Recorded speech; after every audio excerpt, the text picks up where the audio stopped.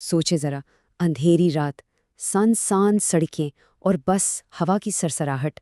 آج ہم ایک ایسے شہر کے راز میں اترنے والے ہیں، ایک ایسا شہر جو رات ہوتے ہی جیسے کبھی تھا ہی نہیں، مکمل طور پر غائب ہو جاتا ہے۔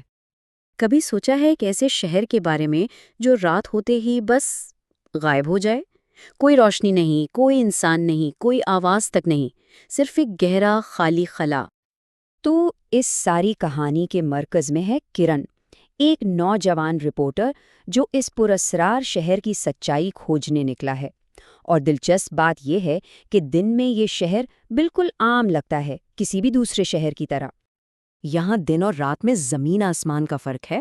دن کے وقت بازاروں میں زندگی دوڑتی ہے، سڑکوں پر لوگوں کا ہجوم، لیکن جیسے ہی سورج ڈوبتا ہے نا، شہر پر ایک عجیب گہرا سکوت چھا جاتا ہے۔ ہر طرف بس خاموشی، سنسان سڑکیں اور گہرا اندھیرا۔ اب دیکھیں، کرن نے اس شہر کے بارے میں کہانیاں تو بہت سنی تھیں، لیکن وہ صرف سنی سنائی باتوں پر یقین کرنے والوں میں سے نہیں تھا۔ اس نے فیصلہ کیا کہ وہ خود اس سچائی کا سامنا کرے گا۔ تو بس اپنا کیمرہ اٹھایا اور ان پراسرار سڑکوں پر نکل پڑا۔ اور پھر وہ لمحہ آتا ہے جب سب کچھ بدل جاتا ہے۔ ایک ایسا لمحہ جب جو کچھ معلوم تھا وہ نامعلوم ہو جاتا ہے، اور حقیقت خود ایک بہت بڑا سوال بن کر رہ جاتی ہے۔ یہ جو تبدیلی ہے نا، یہ ایک خاص ترتیب سے ہوتی ہے۔ جیسے ہی سورج ڈوبتا ہے، ماحول میں ایک عجیب سی تبدیلی محسوس ہونے لگتی ہے۔ شام 7 بجے تک ایک ایک کر کے سب لوگ اپنے گھروں میں، اور پھر ٹھیک 8 بجے ایک ہی جھٹکے میں پورے شہر کی بتیاں گل ہو جاتی ہیں۔ اندھیرا، اور روشنیوں کے ساتھ ہی ہر آواز بھی ختم ہو جاتی ہے۔ ایک مکمل گہری خاموشی، اتنی گہری کہ کانوں میں چبھنے لگے۔ ایسا لگتا ہے جیسے وقت خود ہی رک گیا ہو۔ اب ان سنسان گلیوں میں کرن بالکل اکیلا ہے۔ اس کا ساتھ دینے والی اگر کوئی چیز ہے تو وہ ہے ہوا کی سرسراہٹ، جو خالی عمارتوں سے ٹکرا کر ایک عجیب سی ڈراؤنی گونج پیدا کر رہی ہے۔ ایسے ماحول میں ظاہر ہے ایک انجانا سا خوف دل میں بیٹھنے لگتا ہے۔ ہر سایہ ایسے لگتا ہے جیسے حرکت کر رہا ہو، اور ہر چھوٹی سے چھوٹی آواز بھی کسی اندیکھی موجودگی کا احساس دلاتی ہے۔ کرن کی آواز میں خوف اور حیرت صاف جھلک رہی ہے۔ وہ اپنے آپ سے سرگوشی میں پوچھتا ہے، یہ کیسے ہو سکتا ہے؟ کیا یہ سب صرف میری آنکھوں کا دھوکا ہے، یا حقیقت واقعی کچھ اور ہے؟ اور جب کرن تقریباً ہمت ہارنے ہی والا تھا، تبھی اسے کچھ نظر آیا۔ امید کی ایک ننھی سی کرن، ایک ایسی چیز جو اس گہرے اندھیرے میں واحد اکیلی روشنی تھی۔ سامنے ایک پرانی سی عمارت تھی، اور اس کی ایک کھڑکی سے ایک مدھم سی ٹمٹماتی ہوئی روشنی آ رہی تھی۔ شاید یہی وہ جگہ تھی جہاں سارے جواب چھپے تھے۔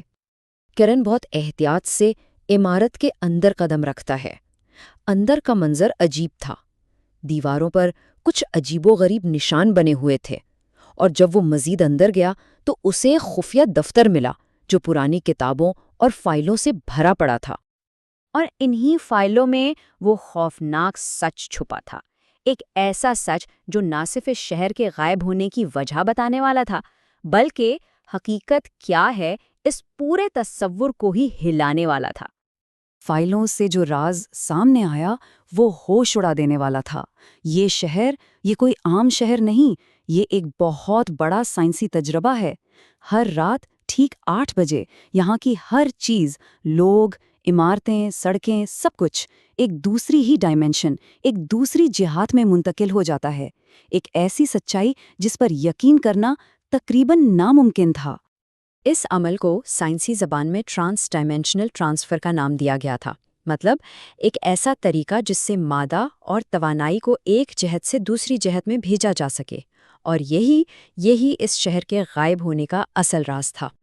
تو سچائی تو سامنے آ چکی تھی، اور اس کے ساتھ ہی کرن کے لیے سب کچھ بدل گیا تھا، لیکن رات ابھی باقی تھی۔ اور پھر جیسے ہی رات اپنے آخری پہر میں داخل ہوتی ہے، شہر واپس آنا شروع ہو جاتا ہے۔ دھیرے دھیرے روشنیاں جلنے لگتی ہیں، بازاروں میں وہی رونق لوٹ آتی ہے، اور لوگ واپس سڑکوں پر آ جاتے ہیں، بالکل ایسے جیسے کبھی کچھ ہوا ہی نہیں تھا۔ شہر تو اپنی جگہ واپس آ گیا، لیکن وہ راز جو اب کرن کے سینے میں دفن تھا، وہ اسے کبھی پہلے جیسا نہیں رہنے دے گا۔ اس کے لیے حقیقت کا مطلب ہمیشہ ہمیشہ کے لیے بدل چکا تھا۔ کہانی کے آخر میں کرن سیدھا اپنے کیمرے کی طرف دیکھتا ہے۔ اس کی آنکھوں میں ایک عجیب سی گہرائی ہے۔ وہ کچھ کہتا نہیں، مگر اس کی خاموشی ایک سوال پوچھتی ہے جو اب سب کے لیے ہے۔